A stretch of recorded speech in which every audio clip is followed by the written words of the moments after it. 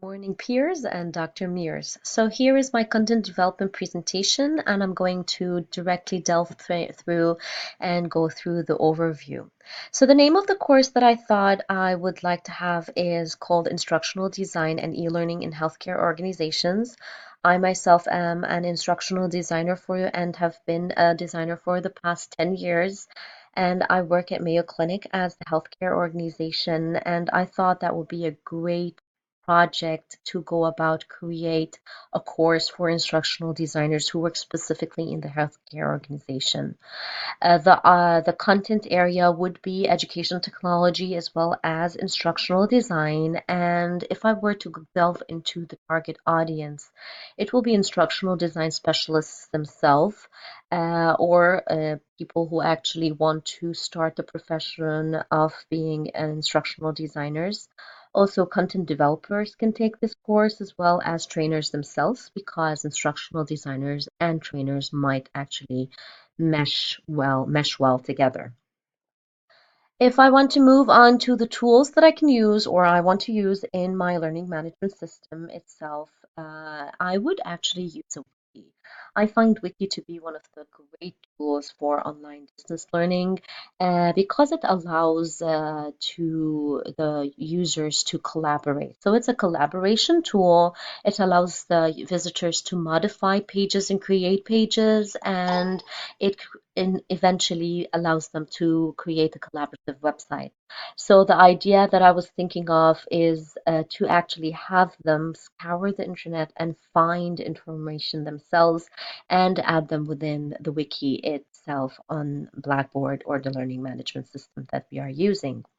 So again, why the wiki is because it allows social interaction. And even if I were to be doing this in the setting or at Mayo Clinic itself with all the instructional designers, social interaction is very important online, and having them interact with each other and do the project together on Wiki will allow them to also actively or be active learners in in the learning process rather than just be passive learners and just read through content or watch videos.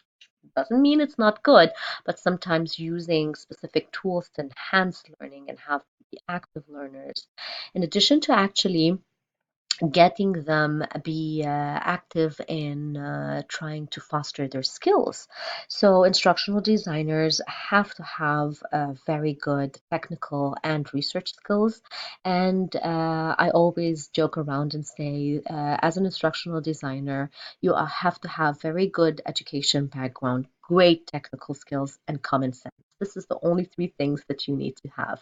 So I think a wiki will allow them to actually foster their research and technical skills because they're finding information, educational information, and trying to actually put them within the wiki and try to use that technical side of the learning management system.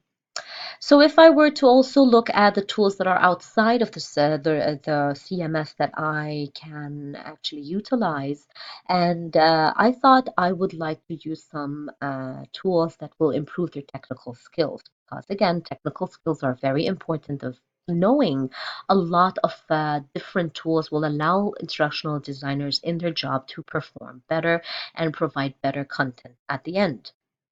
So Canva would be one of the projects or one of the tools, excuse me, that they would actually utilize. It is a free graphic design tool. I would give them maybe an assignment to present an infographic with info content about anything that has to do with instructional design, where they have to actually work on presenting information and finding information, but presenting it in a visually appealing way. So visual appeal is very important in addition to Pretty. And Pretty is an online presentation tool, which is actually the tool that I myself am using right now. It spices the content up in a fun way rather than just using a PowerPoint presentation going through slides. This motion, simple motion, makes things sometimes more fun. To go and look at the instructor portion of things, the instructor would have some potential barriers that he or she has to overcome. I wouldn't assume that there are any issues that would go around presenting this course because at the end of the day, it is a course for higher ed learning and for instructional designers who already should have access to the systems available and should use the internet and anything, computery. So, the potential barriers, time. So the teacher or the instructor has to have very good time management and efficiency, in addition to communicating regularly and setting reminders and posting assignments. And one of the nice things that I read in the book is the Monday morning memo, which I really like, having a set routine and having them get acclimated to the fact that every morning they see a message from their instructor and they know what they are expected. Some feedback is very, very essential. Actually, feedback is in my next point, where in assignments and grading, feedback is very crucial because the students want to know how they're doing, in addition to providing rubrics to their work, just like Dr. Mears does in Blackboard, which provides the students with a set of rules how to go about doing their work. In addition to plagiarism, is a topic that an instructor is a barrier that the instructor has to overcome. And I think the instructor can provide time to complete the paper, require resources, and make the assignments unique so that the people won't go about finding a paper online or purchasing a paper with that topic. And this concludes my presentation. And here's the list of resources so I wouldn't actually be the one plagiarizing anything myself. You have a very great day and good luck.